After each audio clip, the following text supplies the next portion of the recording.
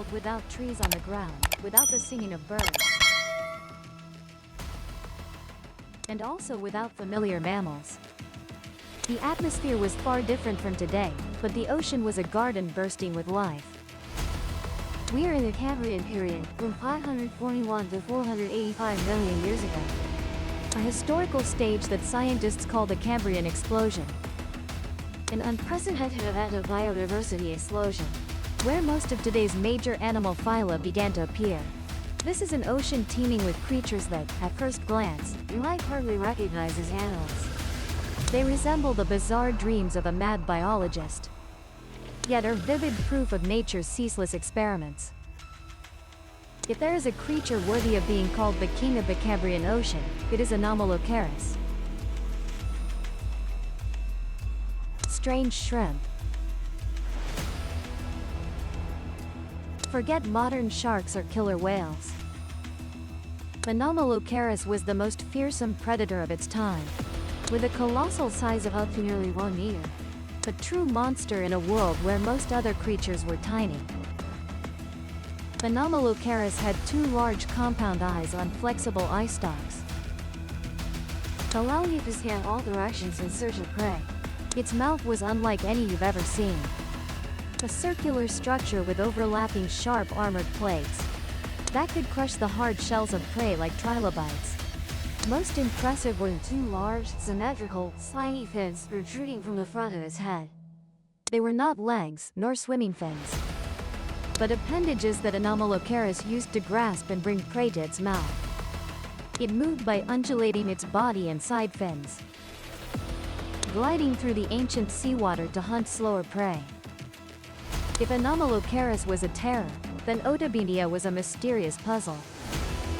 The creature was such a perplexing appearance that when first introduced to scientists, they laughed at its oddity. Imagine a creature with an elongated, segmented body, but the most peculiar part was its head. Otabinia had 5 mushroom-shaped eyes arranged in a row on top of its head. Not 2, not 3, but 5 independent eyes, likely allowing it a panoramic view of its surroundings. And more, from the front of that 5-eyed head, the long, flexible trunk like proboscis extended. But this trunk was not for sucking water, it ended in a toothed grasping claw. Scientists believe Otabinia used this trunk to probe into rock crevices, catching tiny prey and bringing it to its mouth located on the underside of its head. Otabinia moved with small side fins, gently drifting through the water. It resembled a combination of a shrimp, a fly, and an elephant trunk, with no close relatives among any surviving creatures today. When it comes to bizarre Cambrian creatures, hallucigenia cannot be overlooked. Hallucination. Initially, scientists reconstructed it incorrectly. They thought the sharp spines on its back were legs and the soft legs were tentacles. This made the first image of hallucigenia extremely confusing and hard to understand. But later, with new discoveries, the picture became clearer. Hallucigenia was a worm-like creature, only a few centimeters long. It had a row of needle-like sharp spines along its back, likely for defense against predators like Anomalocaris. On the opposite side, hallucigenia had 7 or 8 pairs of soft, tubular legs ending in tiny claws, perhaps to cling to surfaces on the seafloor. Strangely, its head is very difficult to clearly define. It might even lack a head in the conventional sense, for its head is very small and lacks distinctive features. If you thought the above creatures were bizarre enough, meet Wiwaxia. This organism looks like a sea slug wrapped in armor-fold scales and spines. Wiwaxia's soft body is covered by overlapping rows of chitinous armor plates, along with 2 rows of long, sharp spines protruding from its back. Wiwaxia was not a predator but a filter feeder or detritivore. It moved slowly using a muscular foot on its ventral side, similar to modern sails. Its mouth was located underneath, with rows of tiny teeth to scrape food from the seafloor surface. Wiwaxia's spiky armor was likely an effective defensive layer, making it difficult to swallow for predators. Wiwaxia is evidence that even herbivorous creatures had to find ways to protect themselves in a perilous ocean world. The Cambrian period is a colorful and surprising chapter in the history of life. It shows us that nature never stops experimenting, Creating countless different forms and functions. before selecting the most successful body plans. These Cambrian creatures, though vanished for millions of years, Still tell us the story of the spectacular beginning of the animal world. after the vibrant Cambrian explosion, Earth entered the Ordovician period, 485 to 443 million years ago. At this time, the climate was milder, sea levels rose, creating vast shallow seas, an ideal environment for the development of many new species. The ocean remained the dominant realm of life. But between predator and prey, a spectacular evolutionary arms race was underway. The Ordovician witnessed a strong diversification of invertebrate animals, especially mollusks, arthropods, and echinoderms. This was also the era when the first vertebrates, primitive jawless fish, began to appear, Laying the foundation for the entire lineage of later vertebrates. Forget the small squids or octopuses you see today. Their ancestors, the nautiloids, were giant and fearsome creatures of the Ordovician. Imagine a squid with a long, straight conical shell, up to 3 meters in length. That is Dinosaurs, one of the giant nautiloids. These nautiloids were fierce predators. They had numerous tentacles to grab prey and a sharp, bird-like beak to crush it. Their shell was not only a home But also a sophisticated buoyancy device. Inside the shell were many empty chambers. nautiloids could pump gas into or expel water from these chambers To control buoyancy, allowing them to easily move up and down in a water column. This made them mobile and efficient predators. Giant nautiloids like Dinosaurs were undoubtedly the rulers of the Ordovician Ocean, spreading terror to any creature small enough to become their meal. Ostracoderms were the first vertebrates on our planet, and they look very different from modern fish. Shell-skinned. They were covered in dense, bony plates forming a natural armor. Ostracoderms had no jaws. Instead, they have a round mouth that cannot open or close, used for sucking or filtering food from the seafloor. They also lack paired fins, pectoral fins, and pelvic fins like modern fish, making their movement quite slow and clumsy. The shape of ostracoderms is often flattened, resembling a mobile shield. This dense armor was likely a defensive mechanism against large predators like giant nautiloids. Although they appear quite primitive, ostracoderms were an important evolutionary step. Because they were the first vertebrates, paving the way for the development of all later fish, amphibians, reptiles, birds, and mammals. Although they appeared in the Cambrian period, trilobites continued to be one of the most common and diverse animal groups in the Ordovician period. You can find thousands of trilobite fossils worldwide, testifying to their remarkable success. In the Ordovician period, trilobites evolved into many different shapes and sizes. Some species developed long, sharp spines, possibly for defense or to avoid sinking into mud. Others had more complex and larger eyes, allowing them to see better in the marine environment. Some trilobites could even roll up into a ball for defense, similar to modern-day pillbugs. The diversity of trilobites shows they were highly adaptable organisms, capable of surviving and thriving in various habitats, from deep seafloors to shallow coral seas. The Ordovician period was an era of relative stability and great diversification in the oceans. It was where the first vertebrates began their evolutionary journey, shaping the future of life on Earth. After the Ordovician ended with a minor but significant extinction event, the Silurian period, from 443 to 419 million years ago, brought a revival of life, especially in the oceans. The climate became warmer and more stable, allowing coral forms to flourish. But the most interesting aspect of the Silurian period might be the appearance of the first organisms to set foot on land, although still very primitive. The Silurian oceans remained a vibrant world, where old predators still existed. But new players had emerged, and some species reached gigantic sizes. In the Silurian period, eurypterids, or sea scorpions, were the most fearsome predators in the oceans. And some species reached truly gigantic sizes. Imagine a scorpion that could be up to 2.5 meters long, larger than an adult human. Pterygotus is a classic example of this gigantism. Eurypterids had a hard exoskeleton, similar to insects. They had two pairs of large, paddle-like legs for powerful swimming in water. At the front, they had large, sharp claws, like crab claws, used for grasping and crushing prey. Some eurypterids also had a long tail, which could be used for steering or even injecting venom. Although evidence of venom is still being studied. Eurypterids were opportunistic predators, hunting small fish, young nautiloids, or even other eurypterids. They were the true rulers of shallow marine and brackish environments in the Silurian period.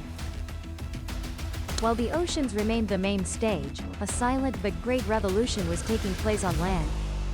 The Silurian period witnessed the emergence of the first vascular plants.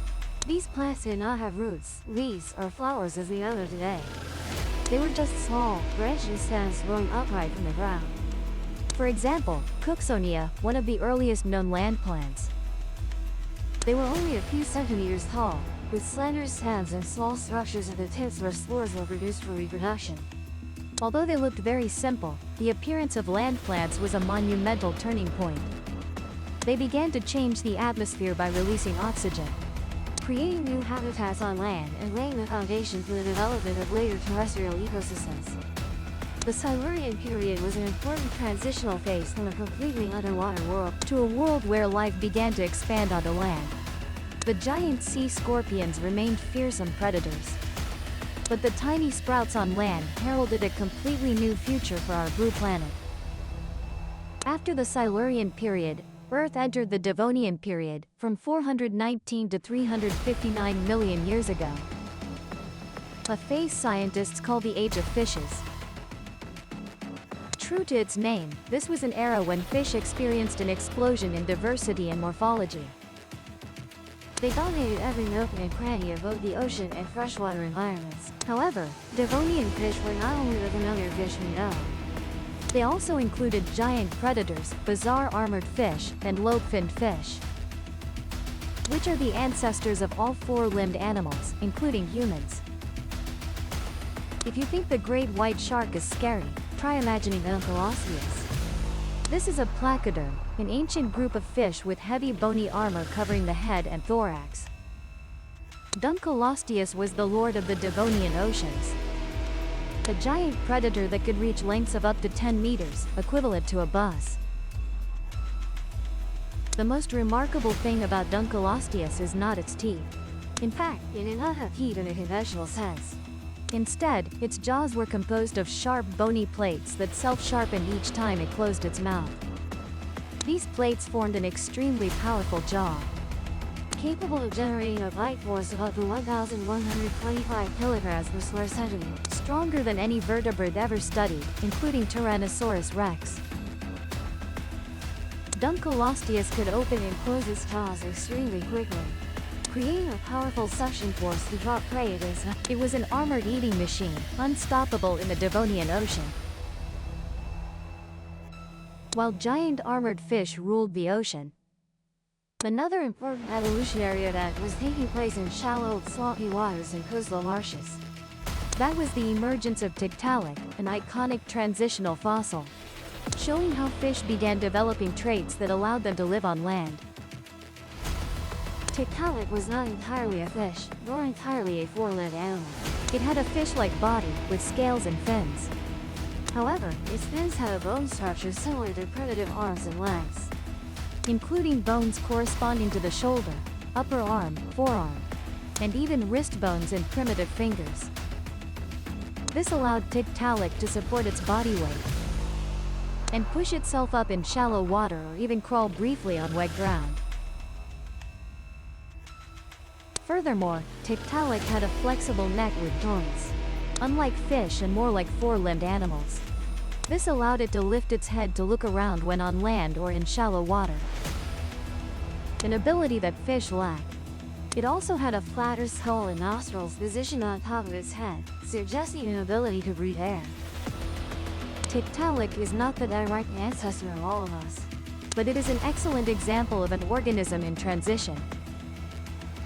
fully adapted to fish and four-limbed animals.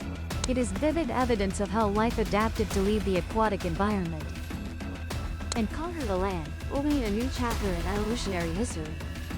The Devonian period is a powerful testament to the explosion of aquatic life, while also being the stage for one of the most important events in evolutionary history: the transition from sea to land. The strange and powerful creatures of the Devonian laid a solid foundation for later biodiversity. After the Devonian, Earth entered the Carboniferous period, from 359 to 299 million years ago. A very fitting name, as this was the era that formed most of the world's huge coal deposits. The warm, humid climate, along with significantly higher atmospheric oxygen levels than today, created an ideal environment for the growth of vast swamp forests. These forests are not hardwood forests as we know them today. They were composed of giant herbaceous plants like ferns, horsetails, and club mosses, which could reach heights of tens of meters. When these plants died, they sank into the swamps, accumulated, and gradually turned into coal over millions of years. But the strangest thing about the Carboniferous period is its insects. Imagine a giant dragonfly with a wingspan as long as your arm, about 75 centimeters. That is Meganora, the largest flying insect ever known in Earth's history. Meganora looks very much like a modern dragonfly, but with an unbelievably gigantic size. The extraordinary size of Meganora and other giant insects of the Carboniferous is believed to be due to the extremely high oxygen concentration in the atmosphere, possibly up to 35% compared to 21% today. With such abundant oxygen, the respiratory system of insects, which consists of small tracheal tubes without lungs, could supply enough oxygen to their giant bodies to sustain life and flight. Meganora was an aerial predator, likely feeding on other smaller insects. If Meganora surprises you, then Arthropods will make your hair stand on end. This is the largest known terrestrial arthropod. An arthropod could grow up to 2.6 meters long. It looks like a millipede or centipede magnified many times over, with dozens of pairs of small legs moving in sync. Arthropods is not a predator. Fossil evidence suggests it was a herbivore or detritivore. It probably fed on decaying plants in swampy forests.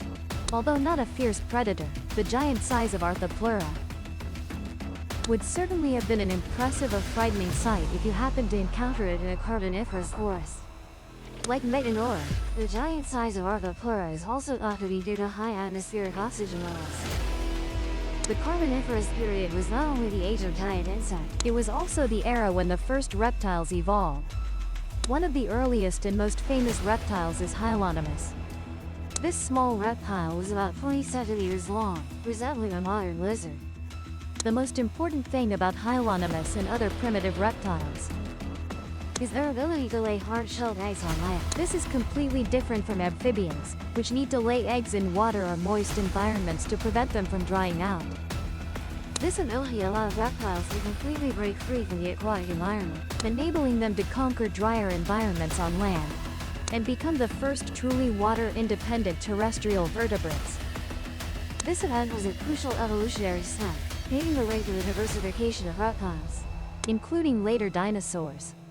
This was a world where life had reached a surprising scale, setting the stage for greater changes in the next era. The Permian period, from 299 to 252 million years ago, was the final stage of the Paleozoic era, and also the era before the dinosaurs appeared. This was an era of dramatic events. From the dominance of synapsids to the largest mass extinction event in Earth's history. The Permian period was when all major continents merged into one giant supercontinent called Pangaea. This created a vast inland area with extreme climates, from arid deserts to dense forests. The creatures living in the Permian had to adapt to these diverse conditions, and some of them looked truly astonishing. When it comes to prehistoric animals, many people often mistake Dimetrodon for a dinosaur. But no, Dimetrodon was not a dinosaur, it was a synapsid. a group of animals from which later mammals evolved. Dimetrodon lived in the early Permian and was one of the top predators of that era. The most distinctive feature of Dimetrodon is its huge dorsal sail, formed by long spines growing from its backbone and covered with skin. This sail likely served not only to intimidate rivals or attract mates, but also had the important function of regulating body temperature. In the morning, Dimetrodon could orient its dorsal fin towards the sun to absorb heat quickly. Hoping its body warm up and become more active. At midday, it could stand at an angle to reduce sun exposure or seek shade to cool down. Dimetrodon ranged from 1.7 to 4.6 meters in size, with a powerful jaw and sharp teeth of varying sizes. 2 types of teeth. It was a fierce predator, specializing in hunting smaller amphibians and reptiles. Moving towards the end of the Permian period, we encountered an organopsine, another group of synapsids that evolved into formidable predators, most notably Innistrachavia. The name Gorgonopsia derives from the Greek mythological Gorgon, and it had a rather fierce appearance. Innistrachavia was a large creature, capable of reaching up to 3.5 meters in length. Its most prominent feature was 2 long, sharp, saber-like canine teeth protruding from the upper jaw. They had a robust appearance with a long skull and very strong jaw muscles, allowing them to efficiently tear apart prey. Innistrachavia was likely the apex predator in the northern continents of the supercontinent Pangaea during the late Permian, specializing in hunting larger herbivores like Dinosaurs. If you think horned animals only appeared recently, meet Eastemonosuchus. This species was a synapsid that lived in the mid-Permian and had a truly bizarre appearance. It had a large head adorned with a series of horns, crests, and bony knobs of various shapes. Some horns grew vertically while others protruded from the sides of the head. Eastemonosuchus was an herbivore or omnivore, capable of reaching up to 4.5 meters in length and weighing over 2 tons. Scientists are uncertain about the exact purpose of these strange bony structures on its head. They might have been used to attract mates, display dominance within the herd, or even for self-defense. Whatever the purpose, Eastemonosuchus was certainly one of the most unique and impressive-looking animals of the Permian. In a world full of giant predators, some herbivores develop excellent defensive capabilities. Shield lizard. And indeed, it was a parasaur, a group of ancient reptiles covered in dense bony armor across their bodies. Scutosaurus was a heavy, rhino-like creature, capable of reaching up to 3.5 meters in length. It had a relatively small head with bony knobs and horns. With its massive build and impressive armor, Scutosaurus was a living tank of the Permian, slowly moving through forests and swamps, safe from most threats. Helicoprion was an ancient shark, but unlike any other shark. It is famous for its unique tooth structure, a giant tooth wall located in the lower jaw. For many years, scientists debated the exact position of this tooth wall. Was it at the front of the mouth or deep inside the throat? Thanks to modern technology, we have been able to reconstruct the image of Helicoprion. It turns out that this tooth wall was in the lower jaw, and old teeth, when shed, were pushed into the center of the wall, forming a continuous spiral structure. Whatever its function, Helicoprion is a testament to the incredible diversity of ancient sharks and the unique hunting strategies they developed. The Great Extinction and the End of an Era. The most tragic event in the history of life on Earth. Great Dying. About 252 million years ago, a series of catastrophic geological and climatic events led to the disappearance of approximately 96% of marine species and 70% of terrestrial vertebrate species. This was the largest mass extinction event the planet has ever experienced, even greater than the event that wiped out the dinosaurs. Great Dying. But evidence points to a combination of multiple factors. Massive volcanic activity in Siberia. A series of large-scale volcanic eruptions lasting millions of years. In the area that is now Siberia, a large amount of gas was released. carbon dioxide, methane, and sulfur dioxide in the atmosphere. This enormous amount of greenhouse gas has led to severe global warming, causing a sudden change in ocean and land temperatures. Carbon dioxide dissolved in seawater forms carbonic acid. Increasing ocean acidity harms organisms with shells or skeletons made of carbonate, Warmer seawater reduces dissolved oxygen levels, creating vast dead zones where most species cannot survive. The creatures that survived the Permian period and entered the Triassic period, such as some reptiles and synapsids. The younger one had to face a world that was almost completely empty. It is in this devastation that a new opportunity has opened up. From the surviving reptiles, a new group began to develop and diversify. Actrosospecies. And it was from these archosaurs that the first dinosaurs appeared in the Triassic period, beginning a completely new era.